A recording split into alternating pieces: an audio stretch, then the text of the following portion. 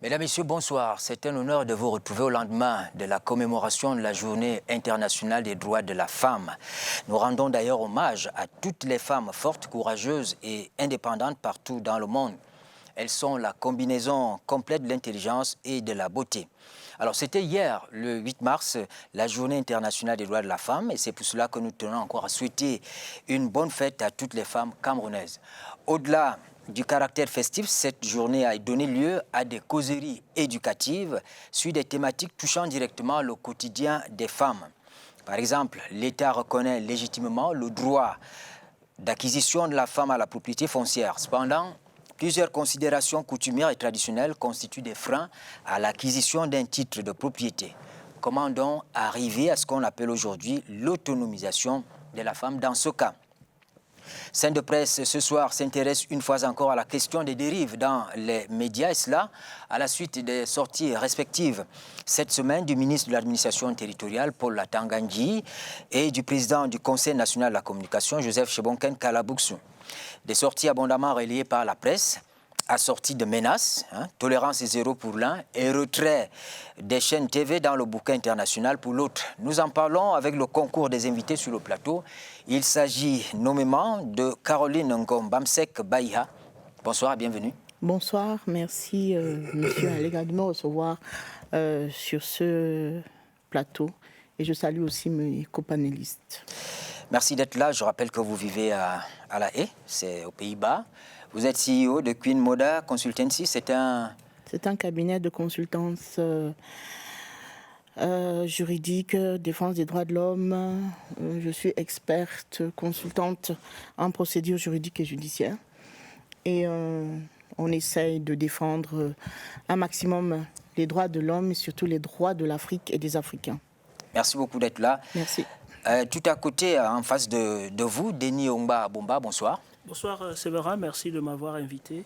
Vous me permettrez d'adresser une bonne fête à toutes les femmes du Cameroun et singulièrement celles du secteur de la communication et celles du ministère de la Communication. Merci beaucoup. Vous êtes directeur de l'Observatoire national des médias et de l'opinion publique au ministère de la Communication. Léopold Dassi, bonsoir. Bonsoir Séverin, bonsoir à tout le panel. C'est un plaisir renouvelé d'être là sur ce plateau.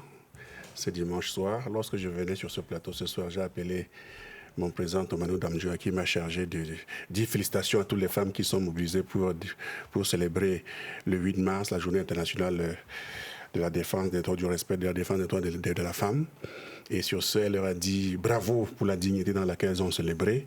Félicitations de demeurer mobilisées jusqu'à ce que le temps de faire valoir cette masse souveraine qu'elle constitue dans ce pays arrive précisément en octobre prochain. Donc, elle leur demande de s'inscrire massivement sur la liste électorale en attendant octobre. C'est ce qu'elle m'a dit de dire, donc je transmets le message.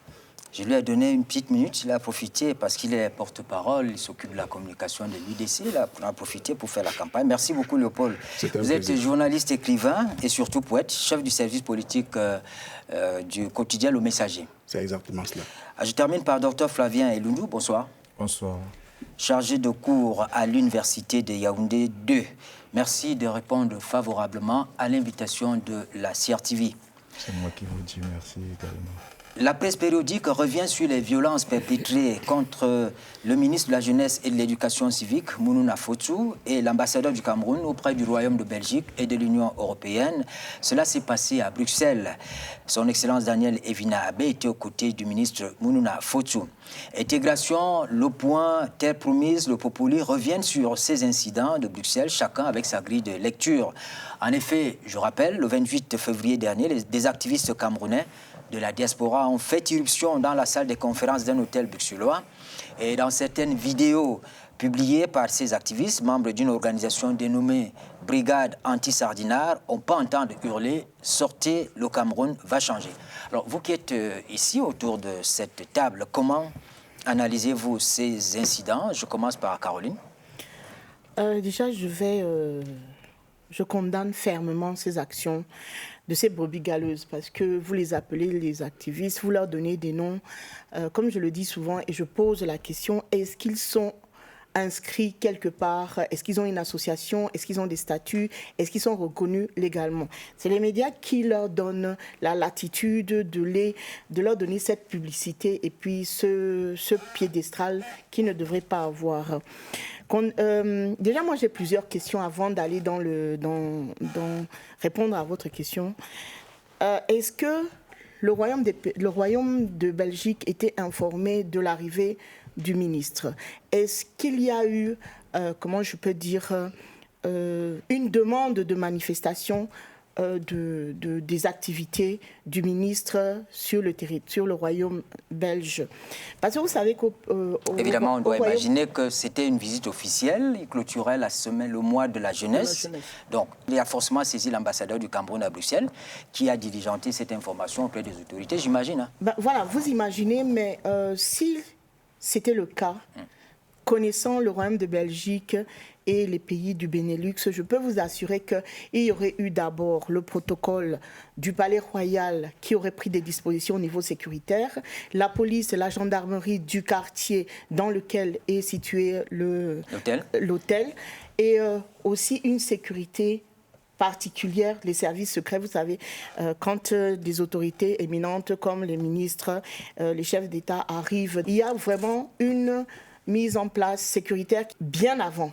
Alors moi, je me pose cette question. Je ne vais pas créer. Pourquoi vous posez ces questions? Parce que j'ai l'impression que ça n'a pas été fait. Parce que si ça avait été fait, je vous assure qu'il n'y aurait pas eu ces intrus dans la salle. Parce qu'ils sont rentrés dans la salle. Normalement, quand je suis ici sur votre chaîne de télévision, je suis une personnalité. Ma sécurité est dehors. Ma sécurité est dehors. Et s'ils voient qu'il y a un petit mouvement, ils vont tout faire pour déjà contacter la police, contacter la gendarmerie. Et la sécurité de l'hôtel faisait quoi? Parce que dans tous les hôtels, comme vous êtes ici, vous avez une sécurité privée de l'hôtel qui est mise en place quand il y a une autorité éminente comme ce ministre qui est arrivé dans cet hôtel. C'est pour ça que moi, je suis un peu dubitative par rapport... Peut-être que les assaillants ont agi un peu par surprise ou bien la sécurité de l'hôtel était un tout petit peu débordée. Alors, vous n'arrivez pas dans un hôtel avec des sacs on vous fouille aujourd'hui. Des sacs de farine. On n'arrive pas dans un hôtel avec des sacs de farine. Dans tous les hôtels, je vous dis bien, dans tous les grands hôtels, aujourd'hui, dans le royaume des Pays-Bas, le royaume de Belgique et aux Pays-Bas et même en France, vous avez des scanners. Je prends un grand centre commercial ici où on prend mon sac, on le met dans le scanner ou bien le contrôle. Ça se passe là-bas. Alors, est-ce qu'il y avait complicité interne dans l'hôtel? On ne sait pas. Vous voyez, pour moi, ça peut être aussi un coup de pub, hein, parce que nous sommes aux élections présidentielles et il faudrait qu'on fasse bouger qu'on fasse bouger la toile. Et puis, s'il y a une autorisation de demande de manifestation, qu'on nous publie ça. Alors, Léo. Oui. Cette affaire, je la condamne foncièrement parce que attaquer un ministre de la République en terre étrangère, c'est porter atteinte à l'État du Cameroun. Parce que à ce moment-là, ce n'est plus Mouna Foussou, ministre que nous connaissons, mais il représente et agit au nom du Cameroun en terre belge. Donc, qu'il soit attaqué de cette manière sur la terre étrangère et que sa sécurité ne soit pas garantie pose un sérieux problème. Caroline en parlait tout à l'heure. Donc, de ce point de vue, le Cameroun a bien réagi en convoquant l'ambassadeur de Belgique au Cameroun avec nos autorités, il a promis que cela ne va plus se répéter. Mais au-delà de ceci, il est temps qu'on se pose des vraies questions parce que ça commence à trop bien faire. C'est vrai, il y a deux problèmes. Vraiment, tout Camerounais devait l'avoir en tête, c'est que nous avons l'impression que notre vivre ensemble commence à poser un sérieux problème. Avec les discours de haine qui vont dans tous les sens. Aujourd'hui, les Camerounais se regardent, oublient la volonté de vivre ensemble qui crée et fonde la nation. Nous sommes fils d'une même nation et cela est sur la base d'une volonté qu'on ne va plus revenir dessus. Et cette volonté-là, je vous pose le problème sérieux. Pourquoi? Lorsque vous traversez même déjà la route, vous voyez comment les gens se comportent, vous vous posez des questions. Mais là, les actes sont posés en Bruxelles. Disons, oui, c'est notre environnement, donc on peut comprendre un peu l'état d'esprit. C'est pas la même chose. Hein. Non, c'est la même chose, c'est vrai. Ce qui se pose à Bruxelles commence ici au Cameroun. C'est ce que je suis en train de dire. Si nous sommes mal ici en interne, cela se répercute à l'extérieur. Je ne vais pas, l'État du Cameroun va régler le problème avec la base, avec l'indifférence des autorités belges. Mais au-delà de ceci, il faudrait que l'État du Cameroun règle le problème de la base une fois pour toutes. Ça a trop duré. Ça a commencé en 2019. Qu'est-ce qu'on en a fait? Nous sommes aujourd'hui en 2025, ça reprend. Je vais vous donner cette comparaison n'est pas raison. Il y a eu un cas pareil au Tchad, vous savez ça? Les Tchadiens ont vu comment les Camerounais ont fait, ils ont opéré. Mais les Tchadiens ont réglé une fois pour toutes. On n'en parle plus. Mais chez nous, il y a un attentisme qui me gêne quand même. Quelle lecture vous donnez de ces événements malheureux, il faut le dire? Pour un départ, d'abord, je vais m'associer à tout ce que les panélistes ont déjà eu à dire. Condamner d'abord fermement la violence. Parce que dans le domaine des relations internationales ou dans le domaine social, il y a deux conditions qui embrigadent les individus. Nous avons d'un côté la violence, nous avons la coopération. Il faut d'abord se rassurer que la base, la brigade anti-Sardina, est un legs des élections 2018 que nous avons eues. Donc, c'est-à-dire, il y a une forme de radicalisation qui s'est constituée. Et cela a été favorisé par le monde socio-numérique. Partant de ce contexte, il faut aussi voir, on parle du prétexte. Le prétexte, c'est quoi maintenant? C'est qu'il y a eu des élections à la fin et des élections qui ont été contestées. Et vous savez, en Afrique, en contexte électoral, nous savons bien organiser les élections, mais nous ne savons pas souvent accepter les résultats des élections. Et ça a été tranché par le Conseil constitutionnel. Effectivement, sauf que le fait que ça a été tranché dans le domaine des tribunaux, je parle sous le contrôle de Mme Caroline, mais les individus n'ont pas encore su dissiper cette rancœur en eux. Je vous le parle parce que ma maman, vivant en Europe, elle-même a subi des violences de la base. Pour le simple prétexte que la maman a porté le pain ayant les effigies, c'est son droit le plus absolu. Je parle parce que j'ai subi cela. Voir un parent dénudé parce qu'elle a fait son choix, c'est ce qui constitue même aussi le charme de la démocratie. La contradiction. Si vous n'arrivez pas déjà à accepter que l'autre puisse avoir épousé un choix. De deux, s'il fallait que je chute en agissant sur le MINJEC, qui est une forme de représentant du gouvernement du Cameroun, il y a un message qui se pose. Ça veut dire, si on ne peut pas attaquer le président de la République, qui est le président de la nation, on peut au moins s'attaquer à un de ses représentants pour passer un message de manière indirecte. Suite aux actes d'agression odieux perpétrés contre le ministre de la Jeunesse, Mounouna Foutou, son Excellence Daniel Lévy-Nabé, l'ambassadeur du Cameroun auprès du Royaume de Belgique. Alors, il y a eu le ministre des Relations extérieures, son Excellence Bélam Bella, convoqué le mardi 4 mars l'ambassadeur du Royaume de Belgique au Cameroun, son Excellence Alain Leroy, afin de lui signifier l'indignation et la forte désapprobation du gouvernement camerounais face à cette situation regrettable qui n'est pas à l'image de l'excellence des relations qui existent entre la Belgique et le Cameroun. Il a rappelé aux diplomates belges que ces manifestations et attaques ne sont pas isolées au regard de leur récurrence depuis 2016 contre les édifices, les hautes personnalités camerounaises et par des groupuscules de Camerounais de la diaspora se réclamant militants du Code et ou de la brigade anti-Sardina.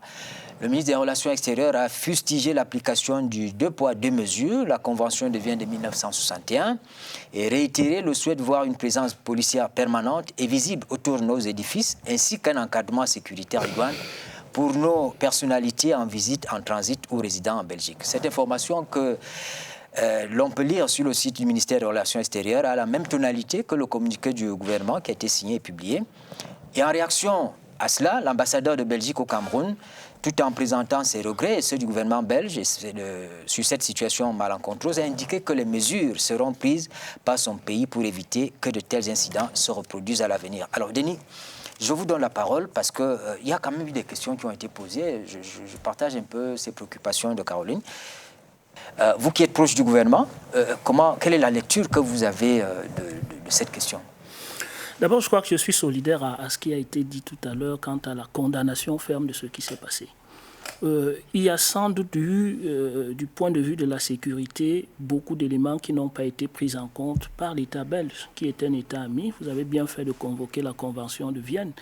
Le ministre camerounais était là-bas dans le cadre d'une activité bien organisée. C'était le prolongement de la fête de la jeunesse. C'était un cadre de concertation avec la diaspora.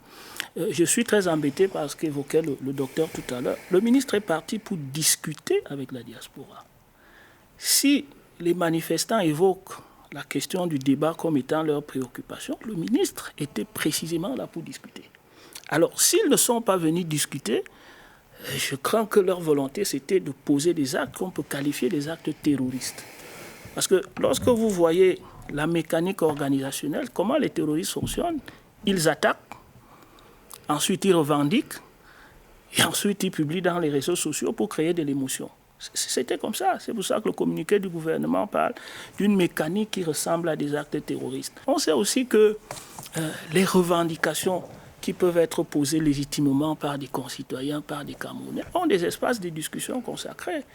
Pourquoi est-ce que ces gens-là attendent la visite du ministre en Belgique pour se comporter comme ça? Premièrement, c'est l'image du Cameroun qui apprend un coup.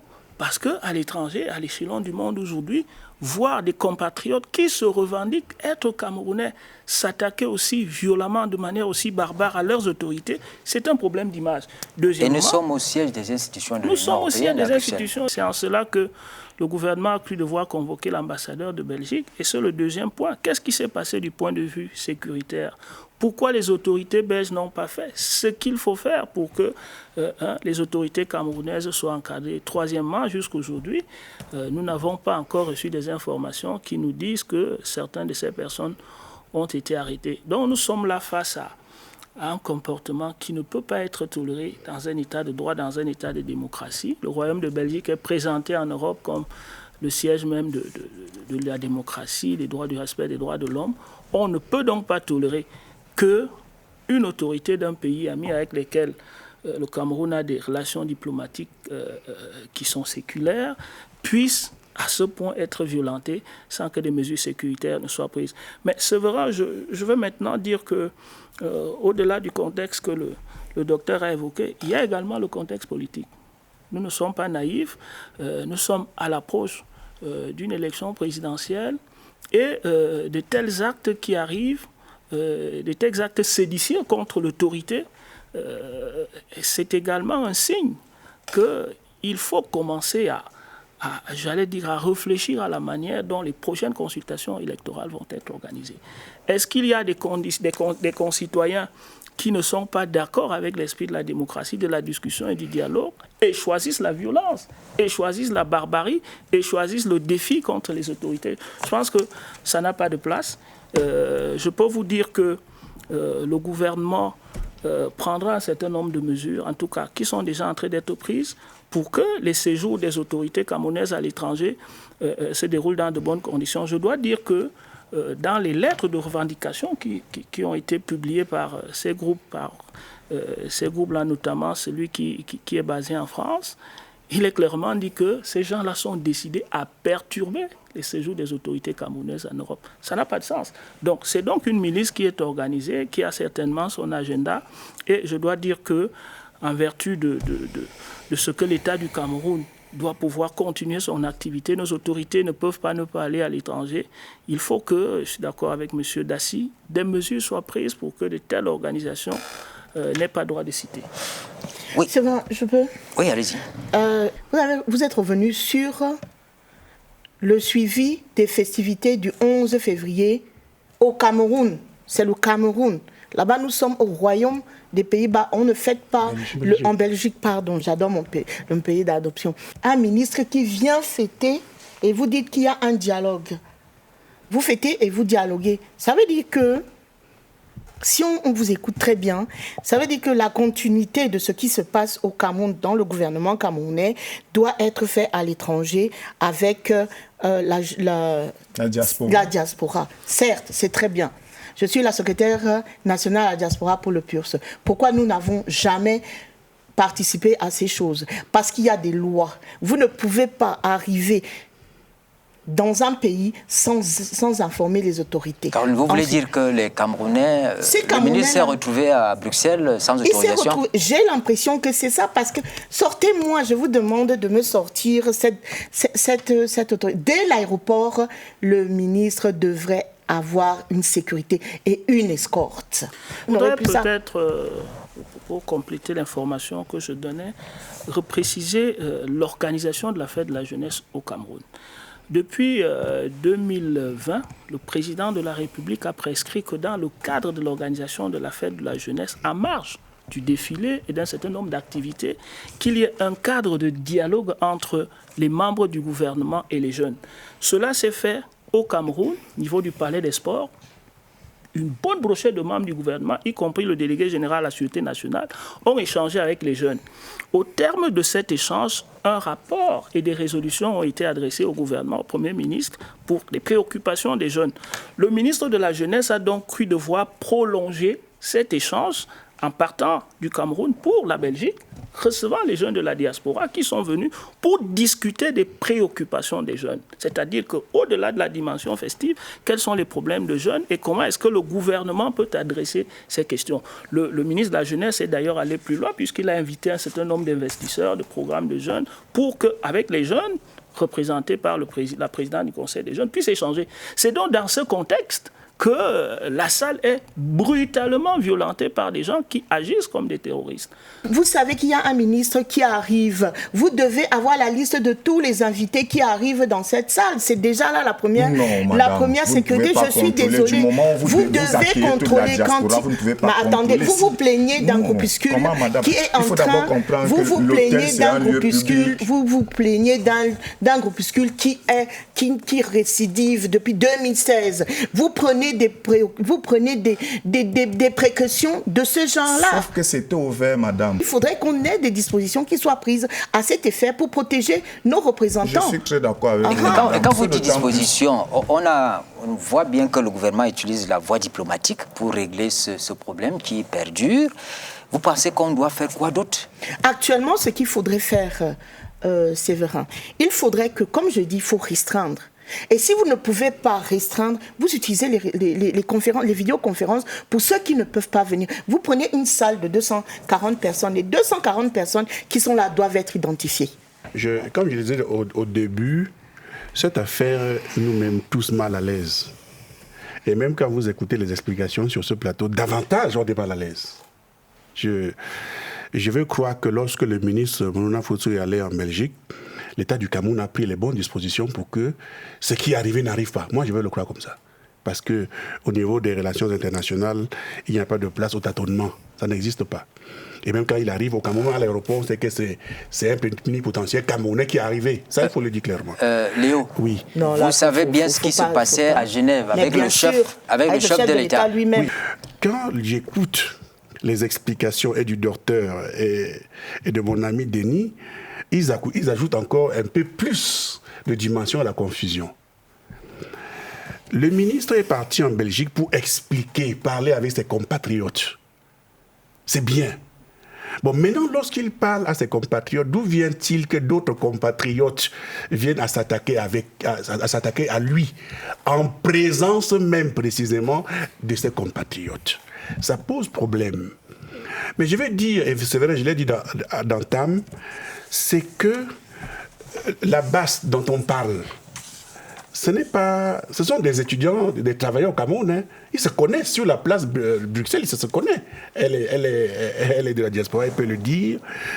Lorsque nos dirigeants partent à l'étranger et qu'il y a menace depuis 2016, comme on vient de le dire, il faut traiter cette affaire. Et le traiter, c'est au niveau du dialogue, pas forcément. Vous pensez que les pays occidentaux n'ont pas d'autres problèmes? Il y a le terrorisme d'abord qui sévit là-bas. Vous pensez qu'ils ont d'autres problèmes je vous en prie, que de protéger nos autorités? C'est pas à vous que je parle. C'est l'homme politique qui parle en vous. Les choses, je vous en prie. Être un politique, ce n'est pas un délit, il faut le noter en passant. Donc je suis en train de dire que pour régler le problème de la base, à mon sens, c'est une affaire simple. Très simple.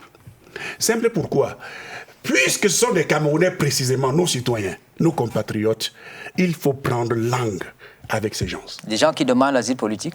Non, il agit en tant que Camerounais, puisqu'il dit que le non-frère souffre. Je dis comme ça. S'ils sont des Camerounais, il faut prendre langue avec.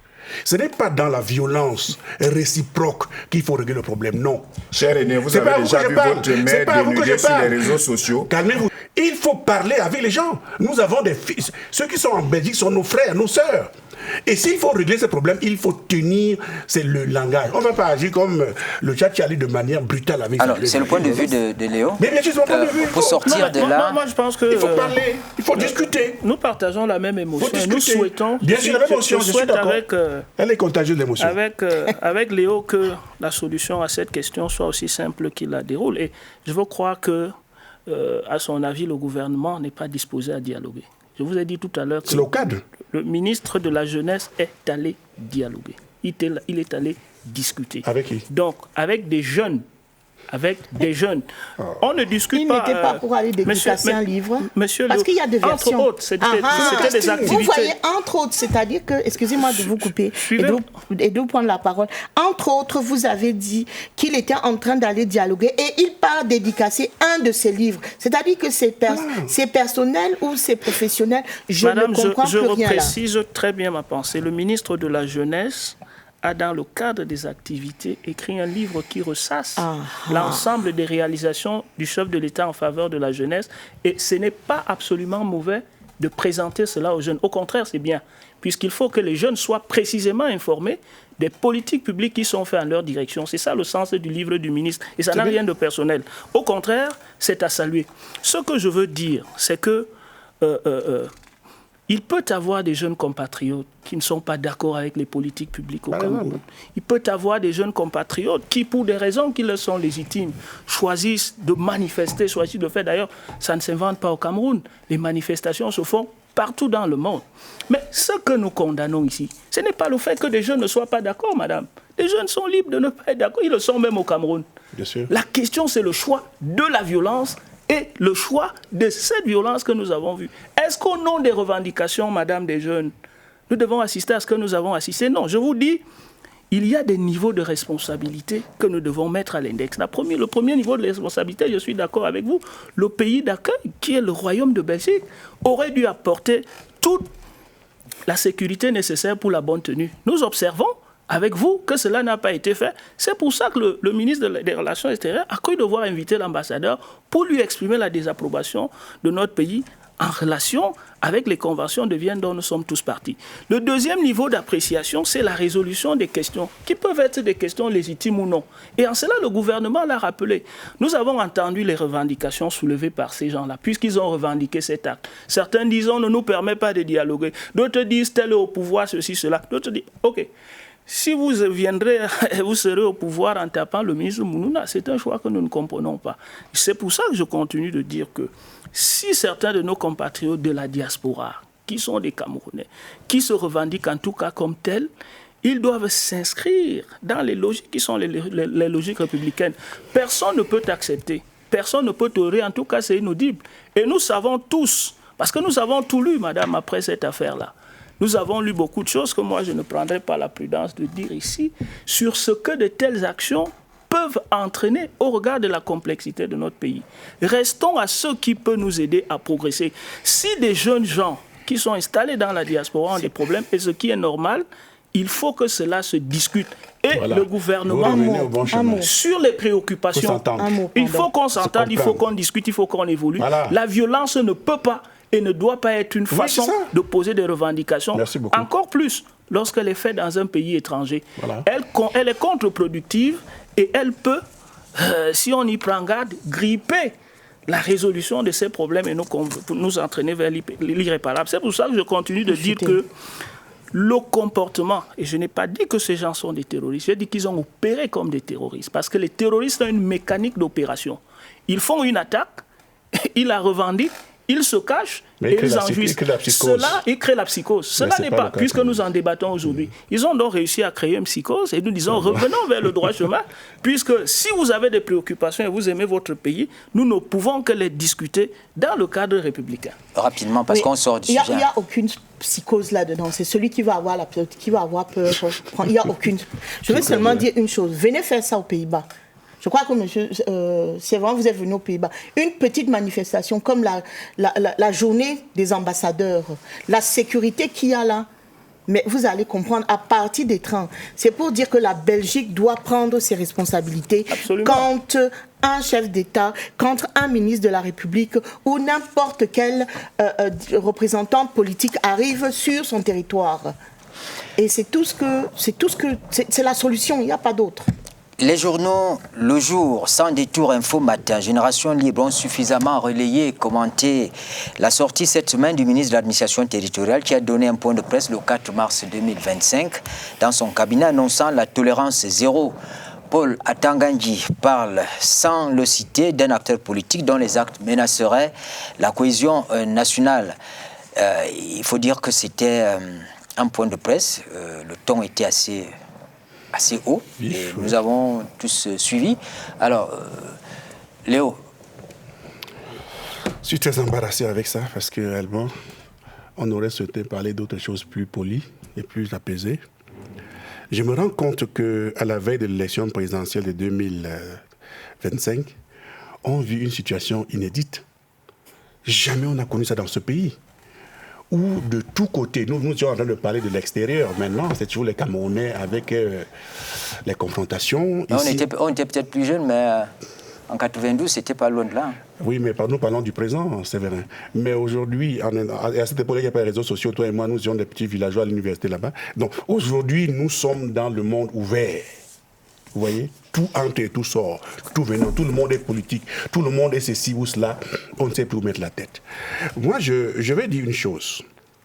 Nous manquons d'une chose dans ce pays, ça c'est mon observation personnelle. Nous manquons d'une chose dans ce pays, et je l'ai dit tantôt tout à l'heure, c'est de la recherche d'être ensemble sur les points cruciaux dans ce pays. Nous avons l'impression que le pouvoir camerounais, que nous, Camerounais en tant que... Regardons-nous dans les yeux et nous disons-le. Nous n'aimons pas être ensemble. Ah bon? Quand ça ne va pas. Je ne parle pas à l'université, tu le sais de quoi ce qui se passe là-bas. Les hommes politiques n'aiment pas être ensemble. Que nous aurions réglé tant de problèmes dans ce pays si, au sein de la politique camerounaise, il y avait ce qu'on appelle une classe politique. Si ça existait. Moi, je ne vous comprends pas, Léo. Vous parlez de quoi? Le MINAT a donné un point de presse indexant un acteur politique qui constitue une menace pour la cohésion nationale. Ce n'est même pas un seul. Alors, vous parlez de quoi? Je suis en train de dire que, quand vous écoutez le propos du MINAT, soit vous êtes du gouvernement, du côté du pouvoir, et vous êtes à l'aise, à votre aise, comme M.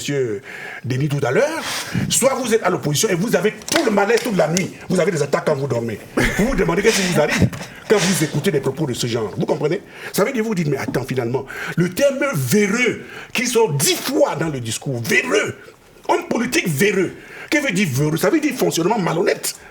Vous vous dites, mais attends, finalement, dans la démocratie camerounaise, on ne peut pas dire ce qu'on pense. Précisément, c'est cela la démocratie, d'avoir plusieurs tons, mais des tons mesurés. D'accord. Donc c'est pour moi, c'est pour dire ici, c'est me permet de répondre à ta question, de dire que la sortie du MINAT la fois dernière nous a mis sérieusement mal à l'aise. D'accord. Et vous allez voir dans les quartiers, on va dire mal à l'aise. Docteur Lundu? Le ministre aussi, il a fait beaucoup plus dans l'emphase. Et comme je dis toujours, je pars sur le contexte et le prétexte. Le contexte, c'est que nous sommes dans une année électorale. Et l'année électorale impose une forme de surenchère sur le marché politique. Et dans cette surenchère politique, il y a une forme de marchandage politique. C'est de maximiser le nombre de clients envers notre candidat. Je pense d'abord qu'étant membre du gouvernement, c'est d'abord la première démarche qu'il essaie de faire. Deuxièmement, il y a toujours comme une forme de un présupposé inconscient qui se pose lorsque le ministre parle.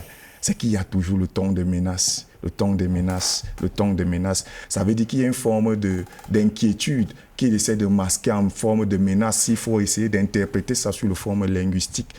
Et dans un deuxième champ, il y a Est-ce que vous tenez compte de ce que le ministre reproche en effet, à l'acteur politique en question? Le problème, c'est qu'il y a jusqu'à dire qu'on va retirer une chaîne de bouquets. Attendez. Non, on n'en parle pas encore. On est sur le... Mais je pense tous... Parce que le ministre dit dans son discours, le ministre dit dans son exposé que l'acteur en question a annoncé que d'abord il avait refusé de participer aux élections de 2020. Et puis, il savait qu'il ne participait pas aux élections de 2025. Il devait citer l'acteur en question. Je ne sais pas pourquoi, il devait citer quand même. Bon, peut-être que vous avez le nom.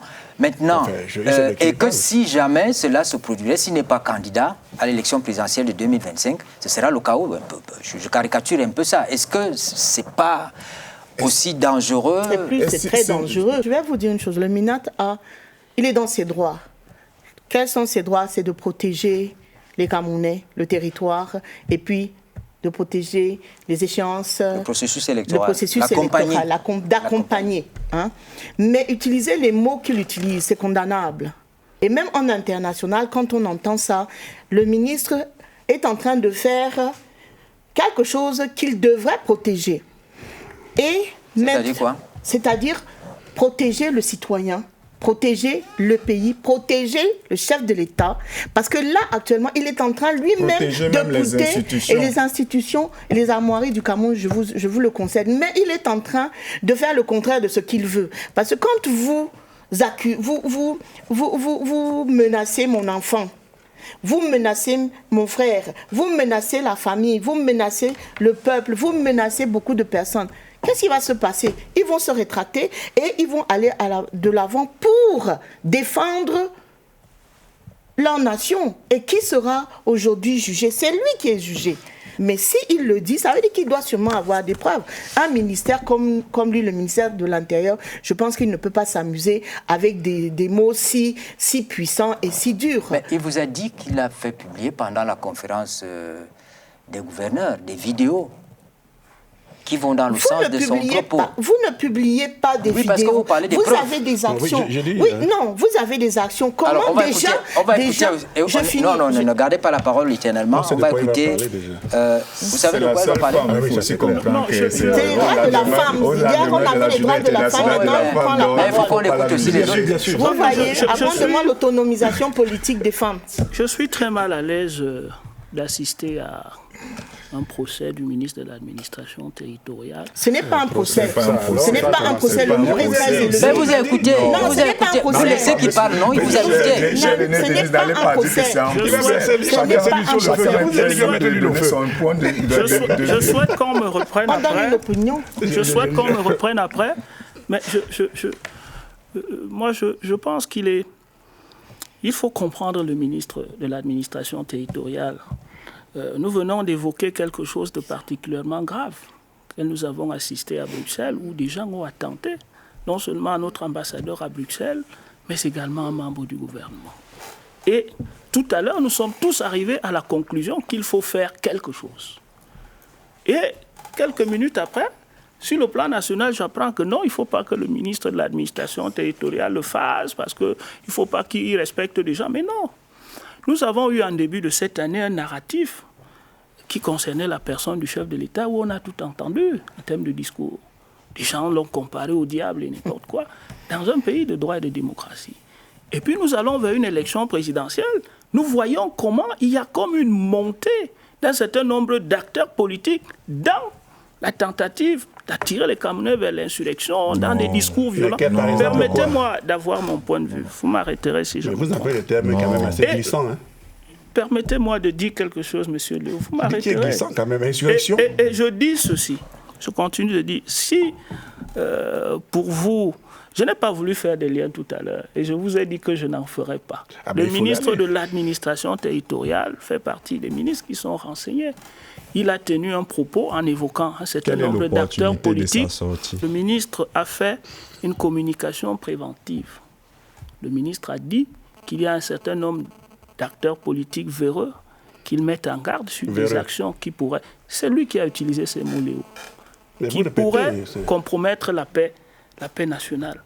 Arrêtons-nous à ça. Et nous sommes dans un état de droit, ça veut dire quoi? Est-ce que vous vous rendez compte qu'au au Rwanda, ça cause des discours, des mots, c'est ce qui a poursuivi le génocide. Donc c'est ce qui... Attention aux mots. Les mots ont un sens, ils ont une puissance. Brice Padin dit, les mots sont les Docteur, laissez-moi avoir mon point de vue. Vous allez me reprendre tout à l'heure. Je crois que le Cameroun n'est pas au Rwanda. Et le Cameroun a traversé son histoire et a trouvé des problèmes à son histoire. Le Cameroun a sa façon de résoudre ces problèmes. J'indique que s'agissant du ministre de l'administration territoriale, il y a des acteurs politiques qui n'ont pas été d'accord avec certaines décisions qu'il a prises et qui ont eu gain de cause en justice. Le ministre a pris son discours, il a tenu son discours. S'il y a des acteurs politiques qui ont été indexés et qui ne sont pas d'accord, ils ont le droit. Parce que ce pays n'est pas quand même n'importe quoi. Mais je dis que le ministre de l'administration territoriale est dans son droit d'attirer notre attention. Nous parlerons des médias tout à l'heure pour observer que si nous n'y prenons garde, si nous ne commençons pas tôt à faire attention à ce que nous voyons partir à quelques mois de la prochaine présidentielle, ça risque d'être trop tard. Si vous estimez donc que le ministre de l'administration territoriale ne doit pas le faire, au regard de ce qu'il constate et au regard d'un certain nombre de choses que nous constatons, c'est autre chose. Mais je continue de dire que dans l'action publique de la gestion des situations préélectorales qui sont celles qui s'en viennent, moi je constate aussi, peut-être pas avec les mêmes lunettes que le ministre de l'administration territoriale, qu'il y a une montée d'adrénaline, il y a une montée des discours d'un certain nombre d'acteurs politiques qu'il faut encadrer et qu'il faut arrêter. Peut-être que si j'avais eu la possibilité d'être à sa place, je n'aurais pas utilisé les mêmes mots que lui. Il a le choix de ses mots, mais je trouve que son action, elle est préventive, elle est utile au regard de ce que nous constatons. Parce que si nous n'encadrons pas les comportements d'un certain nombre d'acteurs politiques, à ce moment-ci, nous risquons d'arriver à cette présidentielle dans des conditions... Oui, je voulais dire, je l'ai dit au Dantam, il ne faut pas que dans ce pays, on considère l'opposition comme la vermine. Et si vous l'avez déjà dit, Léo, pourquoi vous revenez Non, je ne reviens pas, c'est plus important. L'opposition n'est pas la vermine. N'est pas la vermine. C'est pas ce que la démocratie intègre l'opposition et le pouvoir. Et nous, on marche ensemble. Léo, je suis d'accord avec vous. Je dis simplement que la communication du ministre de l'administration territoriale a cité des acteurs précis. Il a évoqué des comportements précis. C'est sans doute à la lumière d'un ensemble d'informations qu'il a. Et je trouve que c'est bien de le faire à temps. Parce que nous observons tous que l'environnement, et c'est le docteur qui aime évoquer le contexte est en train de se durcir. Et il est nécessaire que le ministère de l'administration territoriale, ou bien en tout cas l'État, commence à encadrer les comportements d'un certain nombre d'opérateurs. Le linge sale ne peut pas se laver en famille. Le ministre fait son devoir, comme on l'a déjà dit. On n'est pas contre ces discours et ces points de presse. Mais il peut appeler ces personnes dans son bureau et il parle. Oui. Et les mots que vous utilisez là sont à votre avantage. Et pour les politiciens, ça peut être c'est le consensus, monsieur. Il faut impérativement que nous soyons égales dans tout ce que nous sommes en train de dire et ce que nous faisons. Si vous voulez tirer la couverture de votre côté, il n'y a pas de problème. Je vous laisse le morceau de la couverture. Ne vous laissez pas emballer par les personne ne peut m'emballer. Nous ne sommes pas là pour appeler les populations à la révolte. Nous sommes là pour écouter les populations, pour voir et résoudre les problèmes des populations. Nous ne vont pas commencer à fustiger le discours du ministre. Il est dans son droit. Mais ne prenez pas ça pour acquis, les représentants du ministère de la Communication, parce que vous êtes le porte-parole du gouvernement. Piétiner l'opposition. Alors ils ne peuvent même pas piétiner l'opposition, puisque les mots nous sommes partis. Bien choisis, l'harmonie dans la diversité est possible, et tout ce que mérite l'intolérance, c'est la tolérance zéro. Regardons le ministre Paul Atangandji. Le MINAT est l'agent du gouvernement dans le processus électoral. Voilà, notre rôle, c'est assurer le bon encadrement et le bon déroulement des élections. Les élections sont organisées par ELECAM. Le MINAT vient en tant qu'on accompagne le processus. Ça veut donc dire que les politiciens véreux, recalcitrants, qui prêchent le désordre et la haine, notre rôle, c'est de les recadrer et au besoin les interpeller. Voilà pourquoi j'ai pris la peine de faire cette mise en garde cette mise en garde à tous ceux qui pensent qu'ils vont perturber le processus électoral. On ne leur donnera pas la possibilité de perturber le processus électoral. Le chef de l'État le dit, débattons, ne combattons pas. Une élection, c'est une affaire de projets politiques. La mobilisation des militants et mettre en place les mécanismes qui vous permettent de participer à une élection.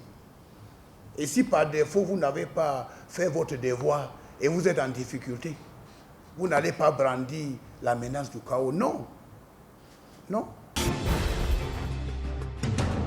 De son côté, parlant des discours de haine dans les médias, le président du Conseil national de la communication prévoit le retrait de certaines chaînes TV du bouquet international. Cela est contenu dans le communiqué qu'il a publié le 3 mars dernier. On est quand même satisfait de savoir que les patrons de la presse, comme l'indiquent les quotidiens Mutation, Le Jour, Le Messager, peut-être la nouvelle expression, eh bien les patrons de la presse disent non à la publication des discours de haine tribale. De l'Observatoire des médias au ministère de la Communication, vous êtes. Comprenez-vous cet accord parfait entre les patrons de la presse? Non seulement je comprends, mais je salue ça. Vous savez, ce qu'au ministère de la Communication, nous avons toujours souhaité, c'est l'émergence d'une autorégulation forte. Il faut que la presse se prenne en main elle-même et qu'elle se rende compte de la menace et du péril que fait peser les discours de haine qui sont propagés dans les médias et que la presse elle-même décide de faire barrage. Ça va rejoindre l'action que nous faisons déjà au ministère de la Communication, qu'on fait au CNC, de manière à ce que la presse ne serve pas de relais ou ne serve pas de vitrine aux acteurs qui essayent de nous diviser. Vous voyez que tous les sujets que vous avez évoqués tout à l'heure ont un même corollaire. C'est-à-dire que si aujourd'hui, j'évoque, nous sommes sur un plateau de la CRTV, mais comme vous le savez, Séverin, j'aime appeler ça les émissions de dimanche. Les émissions de dimanche dans ce pays sont devenues des espaces qui sont des espaces de violence, de non-respect des règles éthiques. Et là, vous comprenez très bien le sens de ma question. On a laissé faire pendant longtemps. Ce sont les mêmes patrons de la presse qui ont ouvert les plateaux. On voit bien comment les échanges sont violents les dimanches, comme vous le dites. Comment se fait-il que, peut-être parce que c'est pour faire couru, c'est pour condamner absolument ce que M. Elimi a fait, comment se fait-il que subitement ces patrons de la presse s'accordent sur quelque chose qu'ils auraient pu prévenir? Je ne sais pas qu'est-ce qui a justifié ce réveil, mais en tout cas, nous, on salue ça. On dit souvent mieux vaut tard que jamais. J'aurais souhaité, j'ai un peu lu les conclusions de leurs travaux, j'aurais souhaité que la presse audiovisuelle, que les réseaux sociaux soient aussi associés à ce travail. Parce que, comme je vous le dis, Séverin, particulièrement pour les consultations électorales qui arrivent, la presse a un rôle déterminant à jouer. Et si la presse ne barre pas, si la presse, c'est-à-dire ne fait pas un aggiornamento, si les patrons de presse eux-mêmes ne prennent pas cette question à bras le corps, le travail que nous allons faire ne trouvera pas absolument un écho. Le CNC a annoncé, lui aussi, qu'on va retirer un certain nombre de chaînes de télévision qui sont nocives dans les bouquets Canal+, ce sont ses prérogatives. Mais ce que je dois dire, c'est qu'après tout ça, ce sont des sanctions. Mais en amont, il faut de la sensibilisation et de l'éducation. Il faut une prise de conscience collective, autant que nous sommes. C'est-à-dire que la question de l'avenir de ce pays, la question de la paix, la question de la cohésion nationale, la question du devenir de ce pays nous interpelle, chacun en tant qu'individu et en tant que membre d'une certaine collectivité. Si les patrons de presse en sont conscients, s'ils jouent le jeu, parce que c'est une chose de dire que nous sommes d'accord pour le faire, mais c'est autre chose. Vous savez très bien que Elio m'arrêtera si je me trompe. L'instrumentalisation de la presse dans notre pays fait souvent rapidement basculer les logiques éditoriales. Les patrons de presse qui servent un ensemble de lobbies, qui servent un ensemble d'intérêts, passent rapidement du respect de ces règles-là vers les extrêmes. Donc je crois que, comme je le disais tout à l'heure, ce que nous entendons, ce que nous observons dans la presse aujourd'hui, moi qui suis le patron de l'Observatoire des médias, fait froid au dos. On assiste à des journalistes qui sont passifs, parfois même j'ai envie de dire qu'ils sont complices, des acteurs qui prennent en otage leurs médias pour dire des choses intolérables et inadmissibles, de l'huile qu'on jette sur le feu. Donc je crois que c'est peut-être le moment, ça se fait à un temps qui me semble assez bien réfléchi par rapport au mois d'octobre. Si la presse nous accompagne, si la presse prend ses responsabilités et si les journalistes sont sérieux, je pense qu'on aura avancé. Je sortirai en disant que là où il y a j'allais dire un problème particulièrement sérieux, c'est les réseaux sociaux, où nous avons encore beaucoup de problèmes. Les législations ne sont pas assez efficaces. Du point de vue technique et technologique, nous n'avons pas tout l'arsenal nécessaire. Mais il faut aussi que tous les concitoyens qui utilisent ces réseaux sociaux, qui partagent un ensemble d'informations, la désinformation et tout ça, en soient responsables. Sinon, je crains que nous en soyons tous comptables tôt ou tard. Docteur Ilunde, est-ce que ce n'est pas tard de vouloir faire le ménage maintenant? Non, ce n'est pas tard. La presse est un vecteur de socialisation. À part les partis politiques, les églises, le rôle de communication. Donc, ça veut dire que la presse a un rôle très important. C'est d'autant plus que c'est au travers de ces messages qu'il y a une forme d'éducation de la masse critique, la masse média, la grande population. Et aussi, en 2018, avec l'avènement des réseaux sociaux, il y a une forme de surenchère. Et cette surenchère a fait en sorte qu'il y a eu l'émergence des blocs antagonistes. Léo, comment sortir de cette affaire? La presse camerounaise est ce qu'elle est. Ça, Denis qui est là, qui nous observe chaque jour, peut savoir ce que nous sommes. Donc, il est à notre image déjà. Ce qu'il est, nous sommes ce qu'il est. Donc, et je suis comment? Comme nous sommes. Sur le plateau, on voit. C'est pour rigoler quand même. Donc, je vais dire qu'aujourd'hui, la presse camerounaise a des problèmes. Parce qu'elle n'est pas structurée.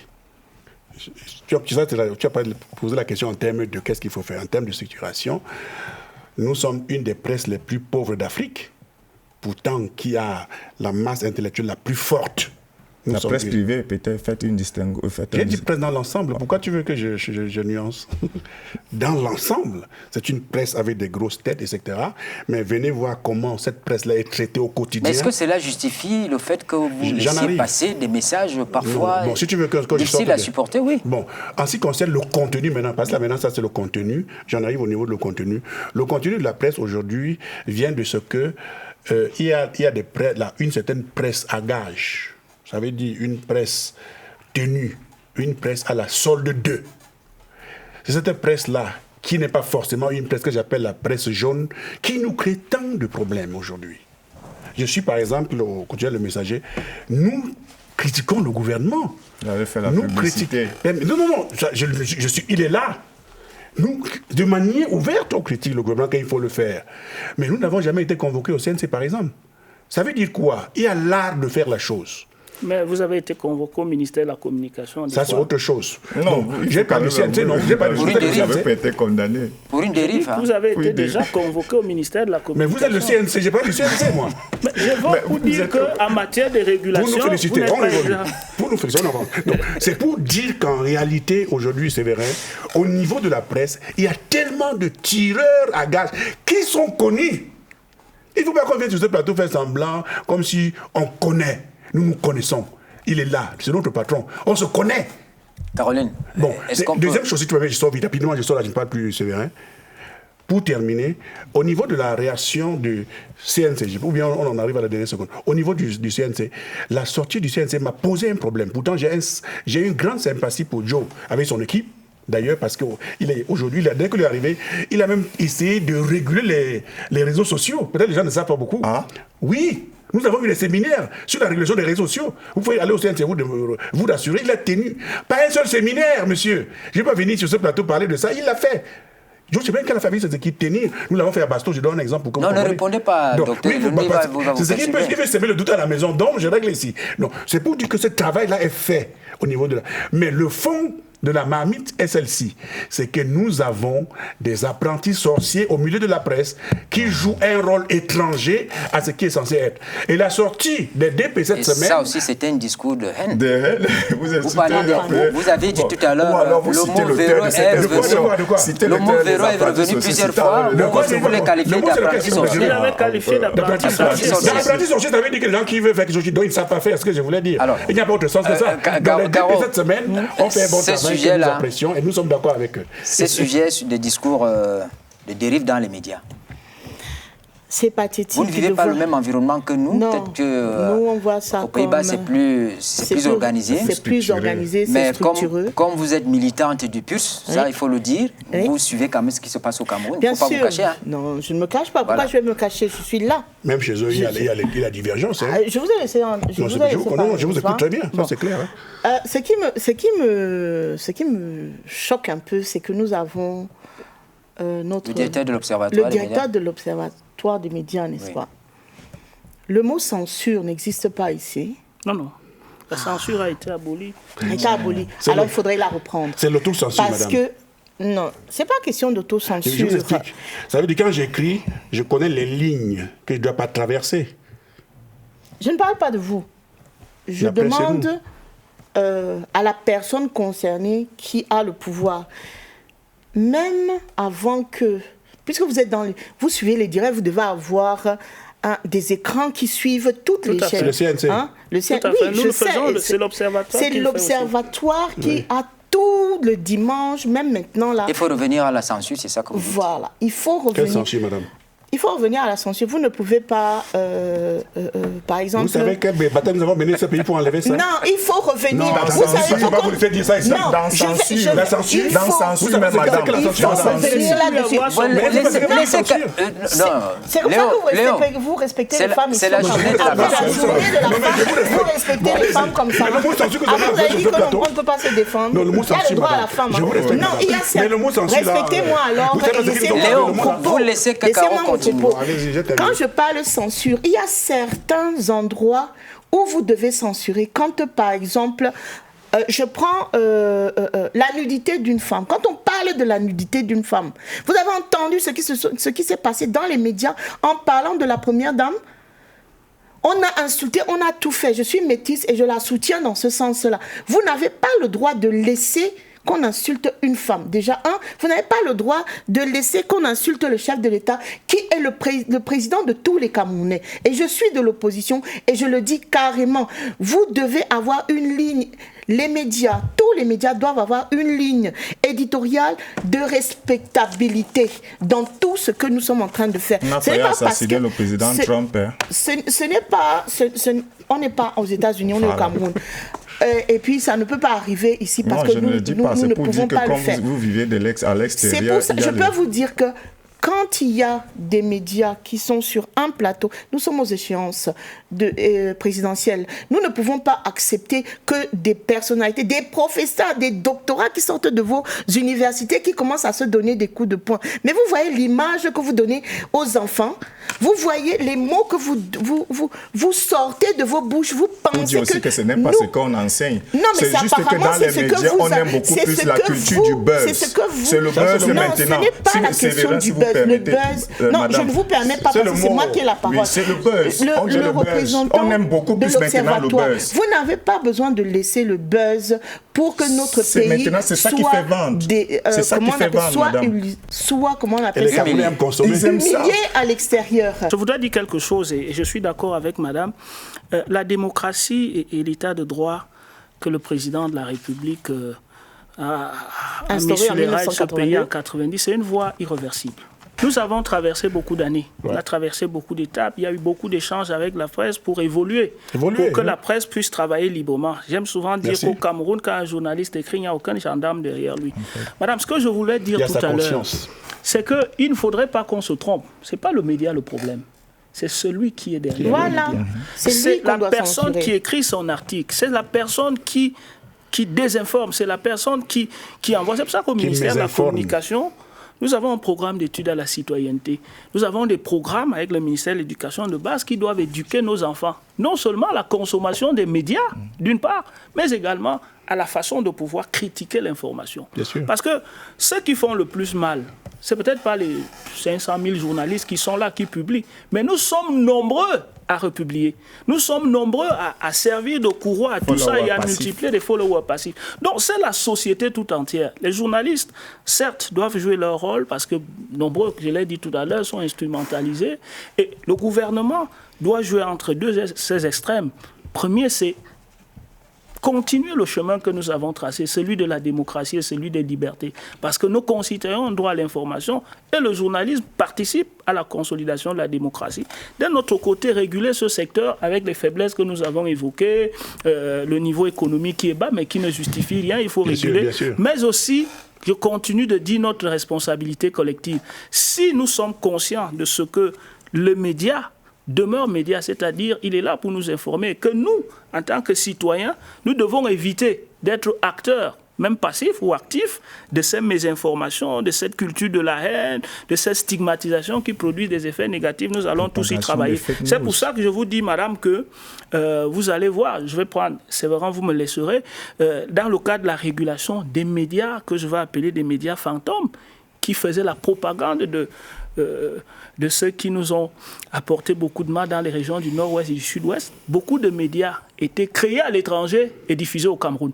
Il nous était par exemple difficile, je salue en cela l'apport de l'Antique, de tracer ces médias de manière à pouvoir les enlever dans les circuits de diffusion, notamment dans ces régions-là pour faire la propagande. J'indique ça pour dire que dans ce vaste monde qu'est devenu la toile, nos pays n'ont pas toujours tous les moyens, mais nous faisons le travail. Nous essayons d'abord d'éducation, nous discutons avec ces gens, nous sensibilisons, et le CNC fait également ce travail. Le deuxième pan, c'est maintenant les moyens, bloquer ou traquer les acteurs. Et, je dis, le CNC prend beaucoup de sanctions contre les journalistes. Il appartient donc aux journalistes eux-mêmes d'être conscients de leur travail et de jouer pleinement leur rôle. L'apothéose des manifestations marquant la 40e journée de la femme, des droits de la femme, c'était hier au boulevard du 20 mai, avec l'imposant défilé des femmes, toutes catégories sociales confondues. Mais ce que nous retenons au-delà de la fête, c'est le contenu des échanges enregistrés ici et là sur la problématique de l'accès de la femme à la propriété foncière, bien sûr en rapport avec ce qu'on qualifie aujourd'hui d'autonomisation de la femme camerounaise. On sait qu'au terme de la loi, tout citoyen camerounais, sans distinction de sexe, peut devenir propriétaire foncier. Cette loi lui garantit la jouissance d'une parcelle de terre avec l'appui d'un document qui lui donne des droits sur la dite parcelle. Le certificat de propriété ou le titre foncier, l'État reconnaît légitimement le droit d'acquisition de la femme à la propriété foncière. Cependant, nous l'avons dit au début, plusieurs considérations, qu'elles soient coutumières ou traditionnelles, constituent des freins à l'acquisition d'un titre de propriété. Caroline, on parle de l'autonomisation de la femme. Si vous n'avez pas un lopin de terre, vous pouvez être autonome? Non, ce n'est pas obligé, mais quand vous regardez un peu l'historique traditionnel, ici, c'est une politique patriarcale. Quand on va dans les chefferies traditionnelles, c'est l'homme qui est c'est le patriarche qui a le pouvoir sur les lopins de terre, et puis comme d'habitude, c'est la femme qui va travailler. L'autonomisation, c'est, comment on appelle ça? C'est quelque chose que la femme doit comprendre. Parce que le mot autonomisation, c'est un gros mot, mais qui cache beaucoup de choses. Vous avez, par exemple, la femme doit avoir une amélioration à l'accès à la santé, à la politique, au commerce. Il y a une liberté. La femme doit être indépendante dans tous les sens du terme, mais avec une certaine limite de respectabilité de sa personne et de son comportement. La journée des droits de la femme, c'est la commémoration des femmes qui se sont battues pour avoir des femmes caméramans, pour avoir des femmes qui sont aujourd'hui conducteurs de train, pilotes d'avion, médecins, des grands chefs d'entreprise, membres des partis politiques comme moi, bien sûr, et puis d'autres personnes, d'autres femmes qui sont aujourd'hui capables d'être ambassadeurs. Ma question, est-ce que vous pensez que tout ce qui est fait vous amène vers l'autonomisation, que vous soyez autonome? Au Cameroun, je peux dire oui. Ce n'est pas encore fait à grande échelle, mais quand vous voyez que nous avons des femmes ambassadeurs, quand il faut défendre... Chef de mission diplomatique comme... Madame Bigemo Madeleine, bien sûr. Est-ce qu'on peut dire le mot autonomisation qui revient tout le temps dans le discours officiel, est-ce que c'est une caricature? Est-ce qu'on peut vraiment arriver à l'autonomisation de la femme quand on tient compte des barrières qui sont autour de nous, barrières coutumières, barrières traditionnelles, et même les barrières liées à la femme elle-même? Vous savez, nous sommes au Cameroun, nous sommes en Afrique. Il y a un ensemble de discours, il y a un ensemble d'éléments d'éducation qui sont transmis à la jeune femme depuis sa tendre enfance et qui représente du point de vue anthropologique des freins, c'est-à-dire qu'on continue d'enseigner à la jeune fille qu'elle est une bonne épouse, que son ascension ou alors sa réalisation sociale se trouve derrière un homme. Ensuite, un bon mari. Ensuite, on a encore des pratiques culturelles qui ont des résistances, telles que l'accès à la terre. On considère que la jeune fille va aller en mariage, du coup, elle n'a plus rien à avoir chez son père. Quand ça va mal se passer là-bas, elle ne sait pas comment revenir. Et si elle revient même, on ne lui donne rien. Il y a même des cas où elle est mariée, une fois son époux décédé. La famille de l'époux lui prend tout, donc elle reste là et n'a rien. Ce sont des pratiques culturelles qui peuvent évoluer au fur et à mesure que, moi je crois à la décentralisation. Les acteurs de la décentralisation vont éduquer nos populations, sensibiliser nos populations, parce que du point de vue réglementaire, les lois qui existent au Cameroun font une part égale à tout le monde. Voilà. Je pense d'ailleurs que nous sommes en avance. Je prends un cas comme la France, à compétence égale au Cameroun, la femme et l'homme ont le même salaire. Je ne prends qu'un grand pays. Bon, le salaire Comment je parle du salaire. À compétence égale au Cameroun, l'homme et la femme ont le même salaire. Je ne suis pas sûr que ce soit la même chose en France. Pour dire qu'il y a un travail nécessaire qui doit être fait du point de vue de la sensibilisation, de l'éducation, pour que ces résistances-là s'achèvent. Mais autre chose, Séverin, je vais le dire rapidement, il y a aussi que les femmes doivent se déterminer. Il faut aussi que les femmes doivent faire. Si je ne prends que la dernière élection présidentielle, je n'ai pas souvenance qu'une femme était candidate. On me rassure qu'en 2025, une en sera. Je le dis pourquoi? Parce que les femmes constituent quand même plus de la moitié de la population camerounaise. Mais manifestement, je n'ai pas le sentiment qu'entre elles-mêmes, il y a une volonté commune de travailler pour mais c'est faux. Je n'ai pas le sentiment, je peux me tromper. S'il te plaît, quand je regarde les chiffres de l'INS pendant du régime foncier, j'apprends que 8% des femmes au Cameroun ont accès à la terre. 8. C'est grave, non?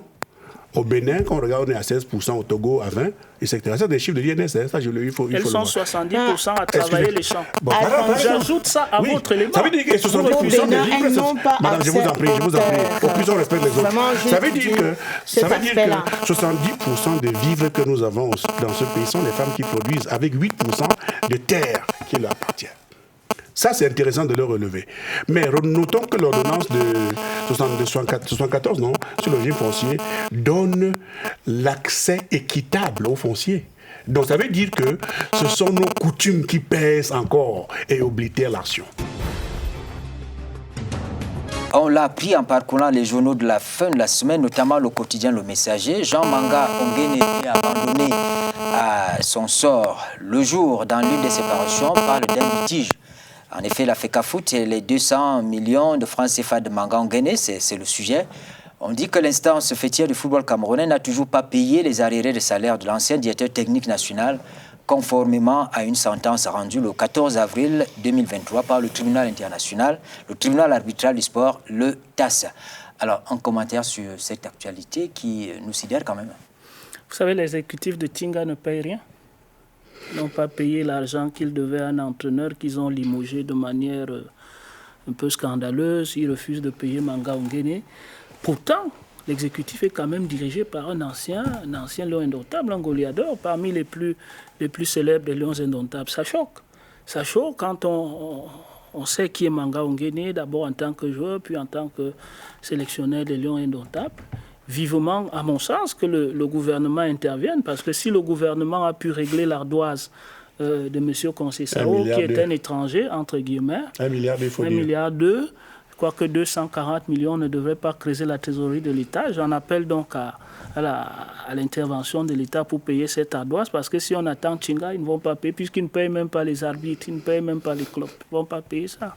Ça pose un problème de ce que nous représentent nos icônes dans ce pays. Il faut respecter ces icônes. Lorsqu'on parle quand même, je n'étais pas encore né, mais au regard des récits qui m'étaient faits par le papa. Jean Manga Ongene est le canon de Yaoundé. Et je suis le canon de Yaoundé, c'est un club même que j'affectionne. Donc qu'est-ce que nous faisons de nos icônes? C'est l'alerte que donne le Messager. Bien sûr. Parce que c'est à la une. Hein. Oui. C'est un problème préoccupant quand même. Hein. Il faut voir. Manga Ongene, quand on parle de lui, ce n'est pas... Il vit dans nos cœurs quand même. Hein. par rapport au spectacle qu'il nous a fait vivre dans ce pays, par rapport à ce que le football camerounais aujourd'hui, on compte. Malheureusement, au Mondial 82, il était blessé, on en a regretté, on en a pleuré dans ce pays. Donc je pense que sincèrement, il faudrait que l'État, il faut laisser la FECAFOOT de côté. Il faut que l'État règle cette affaire. C'est ça qu'il faut dire. Quand vous voyez Gullit, Van Basten et tous ces stars, Kluivert, ils ont une vie magnifique parce que le royaume des Pays-Bas s'en occupe. Ils ont reconnu ces stars. Et aujourd'hui, ces valeurs. Et même nous avons un Camerounais, et non, qui est aux Pays-Bas, qui est bien installé. Il a joué à l'Ajax. Il a joué à l'Ajax d'Amsterdam. Il est au paradis. Alors, je ne rentrerai pas dans vos débats de FECAFOOT, ministère du Sport, mais le gouvernement camerounais doit reconnaître que actuellement... Parce que c'est la même chose. C'est la même chose. Vous appelez le gouvernement. Qui est le gouvernement? Vous appelez la présidente de la République. Votre point de vue, vous ne bagarrez pas. Mais c'est pour dire que le gouvernement camerounais, avec tout le pouvoir qu'il a, doit s'occuper de nos icônes. Il ne faudrait pas que le messager puisse nous mettre des grands titres, qui nous disent demain que je suis présidente de la République du Cameroun. Oui, je serais content. Il faut dire merci au messager pour ce travail. Mais pour dire que non, actuellement, il faut impérativement que nous puissions regarder nos icônes. Je dis bien tout, parce que nous avons beaucoup d'icônes dans le monde entier et au Cameroun, et dans tous les secteurs, tous les domaines. Le Cameroun doit prendre ses responsabilités. Son histoire. Oui, l'un de vos fidèles téléspectateurs, il va se marier, il m'a demandé de lui faire une dédicace. Je préférais lui dire déjà mes félicitations et heureux ménage. Nous arrivons au terme de cette édition de Scène de Presse. Merci à nos invités, merci à Denis. Je vous en prie, merci de l'invitation. Flavien, Léo, et puis merci à Caro. J'avoue que vous avez fait beaucoup d'efforts parce que ce qu'il faut dire, c'est que Caro parle plus anglais que français. Mais sur ce plateau, elle a fait beaucoup d'efforts d'être avec nous. Merci beaucoup. Merci.